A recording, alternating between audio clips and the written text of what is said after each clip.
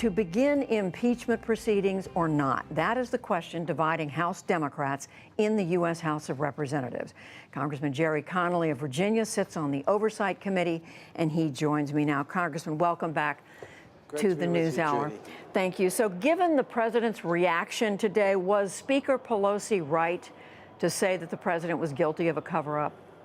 Oh, yeah. I mean, across the board, you name it, in terms of financial transactions, in terms of contacts with the Russians, in terms of protecting his family, in terms of a series of obstruction moves to try to prevent the Mueller investigation from going forward. I think we have seen a massive cover-up on so many fronts, and no wonder he's so sensitive about it. This was a Nixonian moment today, where, remember, Nixon talked about, I am not a crook. I don't do cover-ups. Well, in both cases, it was actually the opposite, wasn't it? Was it worth it to have this kind of standoff? Because now the president is saying, hey, I'm not going to work with you on any of these issues we were talking about, infrastructure, prescription drugs, or anything else, until essentially Democrats stop investigating him. Well, does anyone seriously think we're going to be held hostage by that kind of juvenile, petulant behavior? I mean, the president of the United States doesn't get to dictate to the legislative branch what he will and will not put up with in terms of what we do and how we do our jobs. He has to deal with the government he's got. He's clearly still got growing pains in dealing with a Democratic majority in the House of Representatives. He's got to get over that. But he took an oath, just like I did, to protect and defend the Constitution of the United States. He needs to get on with his job. We're going to disagree about these investigations.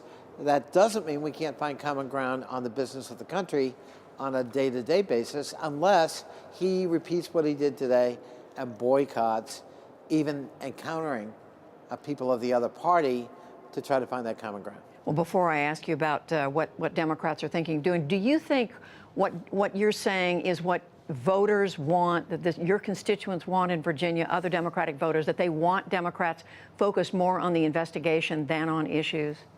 No, and I hope I didn't say that. No, I think we can walk and chew gum at the same time.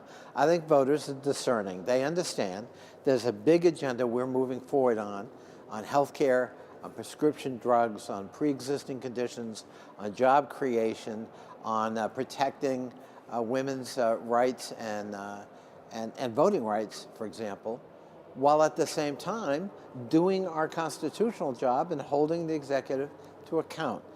There is compelling evidence that this president may have committed crimes and certainly has crossed the line in terms of impeachable offenses. Well, and I think we have an obligation to pursue that and investigate that. And I think our voters understand that. Well, having said that, as you know, a number of your Democratic colleagues are saying they want to see you move even more aggressively. We interviewed Congressman Jamie Raskin of Maryland here last night, who said he's changed his mind just in the last week, that he had been for a go-slow approach, but now, given the administration's what he called obstruction, they're not cooperating, he believes you need to move full steam ahead with some sort of impeachment inquiry. Why is he wrong?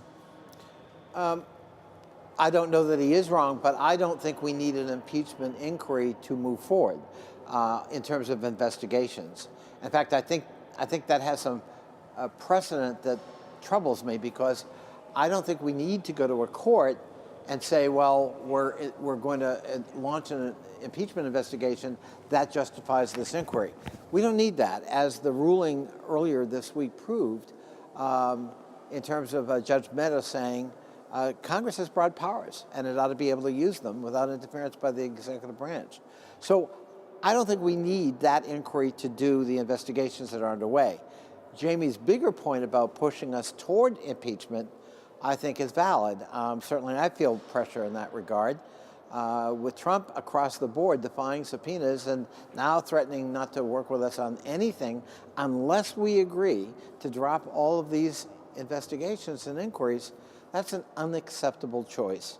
And that's going to push a number of us into the impeachment camp if he's not careful. Well, that's what I'm trying to understand. What will it take? What would it take for you and others, and including Speaker Pelosi, do you think, to come around to say, all right, we need to launch a serious inquiry here, a legitimate impeachment inquiry? Well, I think we are launching serious inquiries as we speak. My committee, for example, subpoenaed financial records from Donald Trump that were held by a private company. He sued our chairman and our committee to prevent that from happening. He lost that suit this week. And so I think that's a pretty important victory. We did all of that without an impeachment inquiry.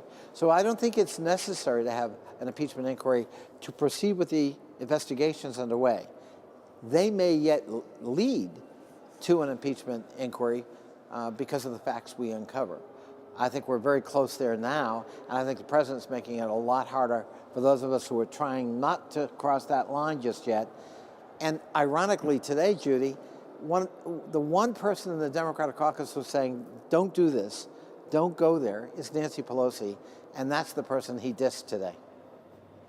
We're going to leave it there. Congressman Gerry Connolly of Virginia, we thank you. Thank you, Judy.